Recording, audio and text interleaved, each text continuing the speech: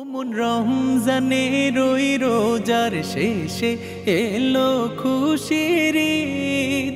ঈদের চাঁদ দেখার সাথে সাথেই দেশের সর্বত্র বেজে ওঠে ঐতিহাসিক এই গানটি।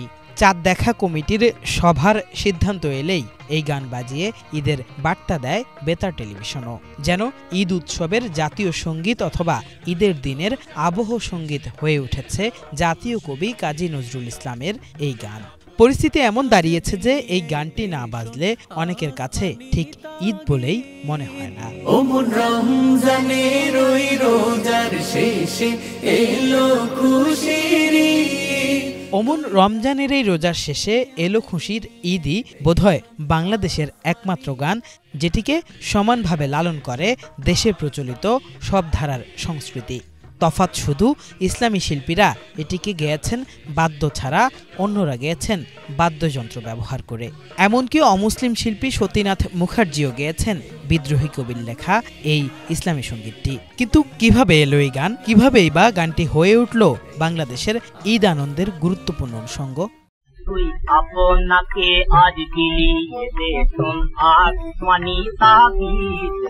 ইতিহাস পর্যালোচনা করে দেখা যায় ঈদের কালজয়ী আগমনী গানটি সর্বপ্রথম ১৯৩২ সালে গেয়েছিলেন জনপ্রিয় ইসলামী সঙ্গীত শিল্পী আব্বাস উদ্দিন আহমদ। জাতীয় কবিকে অনেক অনুরোধ করে ১৯৩১ সালে গানটি লিখিয়েছিলেন আব্বাস উদ্দিন আহমদ, যা পরবর্তীতে ঈদকে ঘিরে প্রকাশ করে গ্রামোফোন কোম্পানি।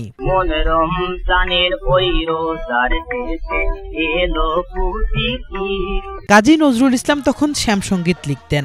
শ্যামসঙ্গীতের জন্য রীতিমতো খ্যাতির শিখরে পৌঁছে গিয়েছিলেন তিনি।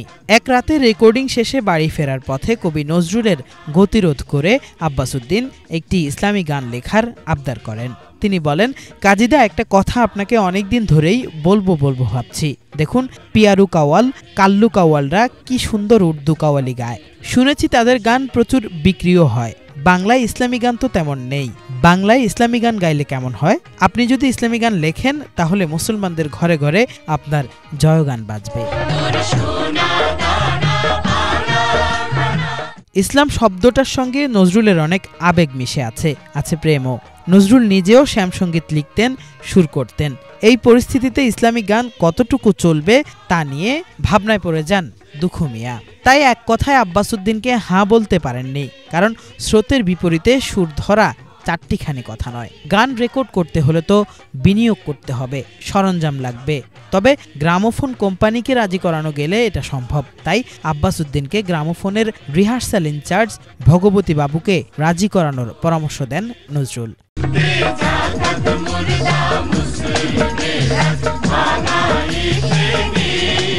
যেই কথা সেই কাজ। ভগবতী বাবুর কাছে ছুটে যান আব্বাস উদ্দিন। কিন্তু মার্কেট ট্রেন্ডের বাইরে গিয়ে বিনিয়োগের ঝুঁকি নিতে রাজি হননি ভগবতী বাবু। তবে আব্বাস উদ্দিনও নাছোড়বান্দা। দীর্ঘ ৬ মাস চলল অনুরোধের আসর। একদিন ভগবতী বাবুকে ফুরফুরে মেজাজে দেখে আব্বাস উদ্দিন বললেন, একবার এক্সপেরিমেন্ট করে দেখুন না, যদি বিক্রি না হয় তাহলে আর নেবেন না।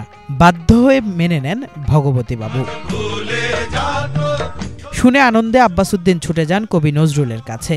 কবি চা আর পান পছন্দ করেন। এক ঠোঙ্গা পান আর চা নিয়ে নাছোড়বান্দার মতো ধরলেন তার কাজীদাকে। পান মুখে খাতা কলম হাতে ঘরের দরজা বন্ধ করলেন নজরুল। আধা ঘন্টা পর বন্ধ দরজা খুলে বেরিয়ে আসেন বিদ্রোহী কবি। পানের পিক ফেলে আব্বাস উদ্দিনের হাতে তিনি একটা কাগজ ধরিয়ে দেন। আব্বাস উদ্দিন কাগজটি পড়তে শুরু করেন। অমন রমজানের এই রোজার শেষে এলো খুশির ঈদ, তুই আপনাকে আজ বিলিয়ে দে শোন আসমানি তাগিদ। আব্বাস উদ্দিনের চোখ পানিতে ছলছল করে ওঠে।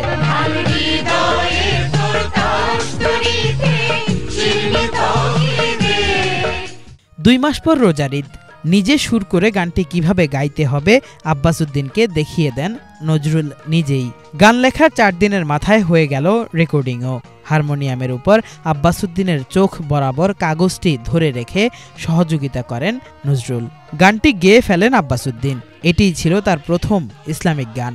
ঈদের সময় বাজারে আসে এই গান সহ অ্যালবামটি। মুহূর্তে জনপ্রিয় হয়ে ওঠে গানটি। মুখে মুখে ছড়িয়ে যায় ওমন রমজানের ওই রোজার শেষে এলো খুশির ঈদ। তুই আপনাকে আজ বিলিয়ে দে শোন আসমানি তাবিজ। সে ১৯৩২ সাল থেকে ২০২৫ দীর্ঘ ৯২ বছর ধরে ঈদের আনন্দের প্রতীক হয়ে আজও একক জনপ্রিয়তা ধরে রেখেছে গানটি। এই গানের হাত ধরে বাংলা সংস্কৃতিতে জাগরণ হয়েছে ইসলামিক গানেরও। গানে গানে ছড়িয়ে পড়েছে সম্প্রীতির বার্তা।